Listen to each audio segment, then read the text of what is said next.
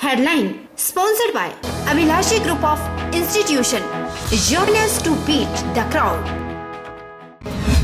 शिमला ग्रामीण विधानसभा क्षेत्र में 44 करोड़ रुपए की विकास परियोजनाएं समर्पित। मुख्यमंत्री बोले शिलान्यास और उद्घाटन उन लोगों को करारा जवाब जो क्षेत्र में विकास को लेकर लगाते थे भेदभाव का आरोप। शिमला के टूटू भवनों को खतरा, 12 परिवार हुए बेघर, प्रशासन नहीं ले रहा सुध। प्रभावितों को मुआवजा देने की मांग को लेकर कांग्रेस विधायक विक्रमादित्य सिंह धरने पर बैठे। पर्यटन कारोबार को शुरू करने के निर्णय को कांग्रेस ने बताया जल्दबाजी में लिया गया निर्णय। बोले सरकार अपने लोगों को फायदा देने के लिए पर्यटन उद्योग को शुरू करने में लगी। और घर द्वार पर ही किसानों को मिले बढ़िया लहसुन के दाम। किसान कोरोना संकट में लहसुन बिक्री की छोड़ चुके थे आस। ग्रामीण क्षेत्रों में 100 रुपए किलो बिक रहा है लहसुन। नमस्कार, आप देख रहे हैं HP 24x7। मैं हूं जनीशा। मुख्यमंत्री जयराम ठाकुर ने वीडियो कॉन्फ्रेंसिंग के माध्यम से शिमला ग्रामीण विधानसभा क्षेत्र में 44 करोड़ रुपए की विकासात्मक परियोजनाओं का शिलान्यास और शुभारंभ किया। मुख्यमंत्री ने कहा कि क्षेत्र में किए गए शिलान्यास और उद्घाटन उन लोगों को करारा जवाब है जो क्षेत्र में विकास को लेकर भेदभाव का आरोप लगाते थे। उन्होंने कहा कि ये परियोजनाएं निर्धारित समय पर पूरी की जाएंगी। मुख्यमंत्री ने कहा कि वर्तमान प्रदेश सरकार के कार्यकाल के दौरान शिमला ग्रामीण विधानसभा क्षेत्र में 44 करोड़ रुपए की विकासात्मक परियोजनाओं को क्रियान्वित किया जा रहा है। मुख्यमंत्री ने 17.49 करोड़ रुपए की लागत से निर्मित राजकीय महाविद्यालय धामी, 1.11 करोड़ रुपए की लागत से निर्मित राजकीय वरिष्ठ माध्यमिक पाठशाला रामपुरी क्योथल के अतिरिक्त भवन, 2.95 करोड़ रुपए की लागत से निर्मित राजकीय वरिष्ठ माध्यमिक पाठशाला ओखरू और 1.58 करोड़ रुपए की लागत से निर्मित वरिष्ठ माध्यमिक पाठशाला ओगली को समर्पित किए। अगर आज आपके इस विधानसभा क्षेत्र में 4 योजनाओं का उद्घाटन हुआ है तो 4 योजनाओं से ज्यादा 5 योजनाओं का शिलान्यास हम कर रहे हैं, जिसका बजट प्रावधान, जिसकी काम की शुरुआत अपनी सरकार के माध्यम से हम करने जा रहे हैं। और उसमें पहला कार्यक्रम जो पहली योजना जो हमारी नाबार्ड के अंतर्गत धरोग से नालटा संपर्क सड़क जो है वो 4 करोड़ 17 लाख की लागत से, जिसका हमने आज शिलान्यास किया। और उसी प्रकार से बाग से क्यालू संपर्क मार्ग जिसको 5 करोड़ 40 लाख की लागत से नाबार्ड के अंतर्गत स्वीकृत किया है, उसका काम शुरू कर रहे हैं हम। और उसी प्रकार से आगे बढ़ करके नवार के ही अंतर्गत शाल्टू मेहरा से दरोगड़ा प्राथमिक पाठशाला तक जो है संपर्क सड़क जो है वो 1 करोड़ 90 लाख की लागत से, इसका भी आज हमने शिलान्यास किया। और उसके साथ में आगे बढ़ करके प्रधानमंत्री ग्राम सड़क योजना के अंतर्गत बाग से कांगरी घाट नाला संपर्क मार्ग का जो है उसकी जो है मेटलिंग टायरिंग का काम वो 4 करोड़ 83 लाख की लागत से वो शुरू हो रहा है। राजधानी के उपनगर टूटू में नगर निगम की लापरवाही ने 12 परिवारों को बेघर कर दिया है। नगर निगम की पार्किंग निर्माण से 2 बहुमंजिला भवनों को खतरा पैदा हो गया है। साथ ही बंगाला कॉलोनी के ढारे भी गिर गए हैं। 4 मंजिला भवन जिसमें दरारें आई थी उसकी हालत और बदतर हो चुकी है। वहीं बारिश के बाद लहासा गिरने और पेड़ भी एक तरफ को झुक गया है। बंगाला कॉलोनी में 2 ढारे गिर गए हैं और अन्य ढारों को भी खतरा पैदा हो गया है। पंचायत भवन में दरारें आने के बाद इसका रिकॉर्ड शिफ्ट करने का काम शुरू कर दिया है। किराएदारों, दुकान और मकान खाली कर दिए गए हैं। कॉलोनी को खाली करवा दिया गया है। वहीं इन लोगों को अब रहने की जगह तक नहीं है। लोग इस बरसात के मौसम में खुले आसमान के नीचे रहने को मजबूर हैं। ना तो जिला प्रशासन और ना ही नगर निगम द्वारा इन लोगों के रहने के लिए कोई इंतजाम किया गया है। प्रभावित मनोज का कहना है कि पार्किंग के लिए खुदाई के चलते बंगाला कॉलोनी को खतरा हो गया था। इसके लिए कई बार प्रशासन को बोला गया लेकिन कोई कार्रवाई नहीं की गई और अब उनके मकान धंस गए हैं और वे 3 दिन से बाहर भूखे प्यासे रह रहे हैं। कोई भी अधिकारी उनकी सुध लेने नहीं पहुंचा है। पार्किंग के निर्माण के कारण राष्ट्रीय राजमार्ग में भी दरारें आ चुकी हैं। राष्ट्रीय राजमार्ग को धंसने से बचाने के लिए प्रशासन मिट्टी फेंक रहा है लेकिन लगातार बढ़ रही दरारों से भवनों के साथ सड़क को भी खतरा मंडराने लगा है। सड़क टूटी तो कुछ समय तक निचले हिमाचल से भी संपर्क कट सकता है। ये देखो, हमने इनको बोला जेसीपी वाले को, जब काम स्टार्ट हुआ था, हमने पार्किंग का काम जब चालू हुआ है, हमने इनको ये बोला है कि यहाँ मत रास्ता तोड़ो, हमारा रास्ता है, इसको थोड़ा सा बचा दो, जितना जितना थोड़ा थोड़ा कटाई करो। थोड़ा करके इन्होंने यही बोला है कि नहीं, हमने आप बड़े साहब से बात करो। हमने वहाँ भी बात की, नहीं हमारी किसी ने नहीं सुनी। काउंसलर जी को बोला, सब लोगों को बोला, इन्होंने किसी ने हमारी बात नहीं सुनी। जबकि इन्होंने रास्ता तोड़ दिया, तब भी थोड़ा थोड़ा मलबा आ रहा था ऊपर से। ये बड़े बड़े लोग आए, उन्होंने बोला कुछ नहीं होता।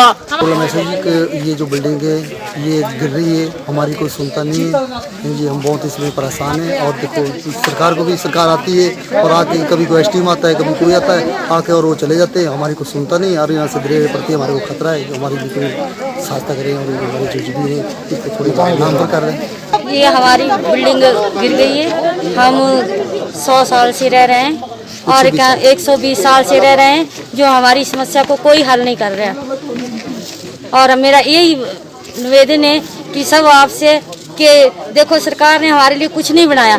जब भी सरकार बोलने की बात आती है तो ये निजायज कब्जा बोलती है और हमारे को कोई भी सहायता नहीं मिलती।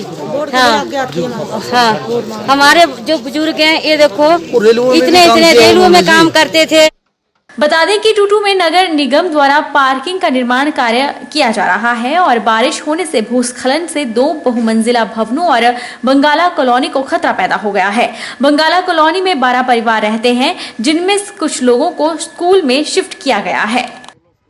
शिमला के टूटू में नगर निगम की पार्किंग निर्माण से कई भवनों को खतरा मंडरा रहा है। 3 भवन गिरने की कगार पर हैं और लोगों ने भवनों को खाली कर दिया है। वहीं वीरवार को शिमला ग्रामीण के कांग्रेस विधायक विक्रमादित्य सिंह और उन समर्थकों ने टूटू चौक पर चक्का जाम किया और नगर निगम के साथ सरकार पर मामले की अनदेखी के आरोप लगाए। विधायक विक्रमादित्य सिंह करीब 1 घंटे तक धरने पर बैठे रहे, जिससे दोनों तरफ काफी लंबा जाम लग गया। विक्रमादित्य ने कहा कि इस मामले को कई बार सरकार के समक्ष उठाया गया और एहतियात बरतने का आग्रह किया गया था, लेकिन इस ओर कोई ध्यान नहीं दिया गया और अब यहां मकानों को खतरा हो गया है। नगर निगम ने पार्किंग बनाने में लापरवाही बरती है। खुदाई से कई भवन गिरने की कगार पर है। उन्होंने सरकार से प्रभावित लोगों को जल्द मुआवजा देने की मांग की, साथ ही लोगों को रहने की जगह मुहैया करवाई जाए, यह भी कहा। के द्वारा जो यहाँ पे पार्किंग बनाई जा रही है, उसकी वजह से सारा का सारा 2 बिल्डिंग्स जो है वो खतरे में है। हमने कई बारी इस विषय को मुख्यमंत्री जी के समक्ष और म्यूनिसिपल कॉर्पोरेशन के समक्ष रखा है, मगर इस पर कोई भी कार्रवाई जो है वो कॉर्पोरेशन द्वारा नहीं हुई। आज 2 बड़ी बिल्डिंग यहाँ पे जो है वो धंसनी शुरू हो चुकी है और निश्चित तौर से उससे बहुत से लोगों को इससे नुकसान हो रहा है। तो मैं इस विषय पर आज यहाँ का विधायक होने के नाते यहाँ पे लोगों के साथ खड़ा हूँ, उनको ये विश्वास दिलाता हूँ कि इस विषय पे हम सरकार के समक्ष जो है इस मुद्दे को रखेंगे, इनको मुआवजा दिलवाया जाए सरकार की ओर से। हिमाचल प्रदेश कांग्रेस कमेटी ने अपने सामाजिक दायित्व को समझते हुए पौधारोपण कार्यक्रम की शुरुआत की है। कांग्रेस ने 9 से 16 जुलाई तक ब्लॉक स्तर पर पर्यावरण को बचाने के लिए पौधे रोपने का अभियान शुरू किया है, जिसकी शुरुआत शिमला से क्लस्टन से कांग्रेस प्रदेश अध्यक्ष कुलदीप सिंह राठौर ने की। कांग्रेस प्रदेश अध्यक्ष कुलदीप राठौर ने कहा कि कांग्रेस पार्टी एक जिम्मेदार विपक्ष होने के नाते अपने राजनीतिक और सामाजिक दायित्व को समझते हुए पर्यावरण को बचाने का संदेश दे रही है और लोगों को पौधारोपण के लिए प्रेरित कर रही है, क्योंकि लगातार ग्लोबल वार्मिंग बढ़ रही है, जिससे पर्यावरण को काफी खतरा बढ़ गया है। इसलिए सभी को पर्यावरण बचाने के लिए आगे आना चाहिए।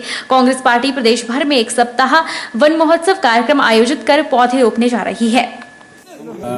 अभी हम जो है पूरे प्रदेश में वृक्षारोपण कर रहे हैं, क्योंकि आप लोग जानते हैं कि पर्यावरण को बहुत ज्यादा खतरा है और जिस रफ्तार से ग्लोबल वार्मिंग हो रही है और पेड़ कट रहे हैं, एक तरफ कांग्रेस पार्टी के कार्यकर्ता पेड़ लगा के पूरे समाज को ये संदेश दे रहे हैं कि हम वृक्षारोपण ज्यादा से ज्यादा करें, ताकि जो हमारे वन है वो सलामत रहे। वन ही जीवन है। तो इसी सिद्धांत के तहत हमने निर्णय लिया कि हम पूरे हिमाचल प्रदेश में इस कार्यक्रम को आयोजन करेंगे। हिमाचल प्रदेश सरकार के द्वारा पर्यटन कारोबार को शुरू करने की अनुमति देने के बाद से ही जहां पर्यटन कारोबारियों में असमंजस की स्थिति है, वहीं सरकार के इस निर्णय का विरोध भी किया जा रहा है।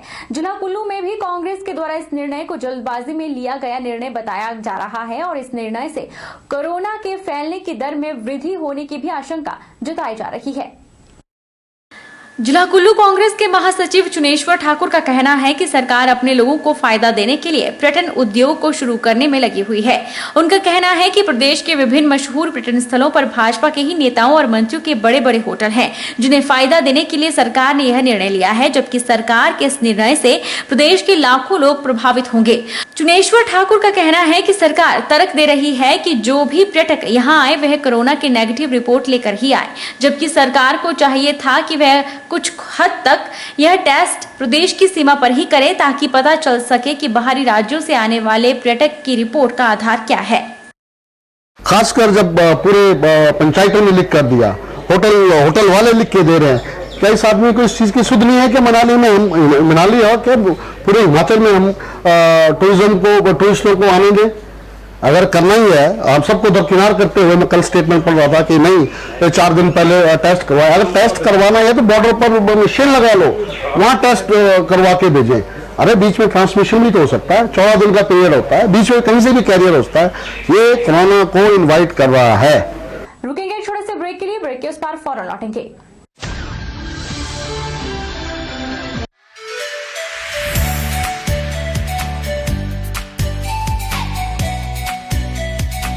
Abhilashi Group of Institution, where you can get admission in 2020 and 21 for BTech in Civil, Mechanical, Electrical and Computer Science Engineering, Diploma in Civil, Mechanical and Electrical Engineering, B Pharmacy, B.Ed, D.L.Ed, MSc, Physics, Chemistry, Botany, A&M, GNM, BSc Nursing and Post Basic BSc Nursing courses. For detailed inquiry, please contact Abhilashi Group of Institutions, near Chowk, Tehsil Bald District Mandi, Himachal Pradesh.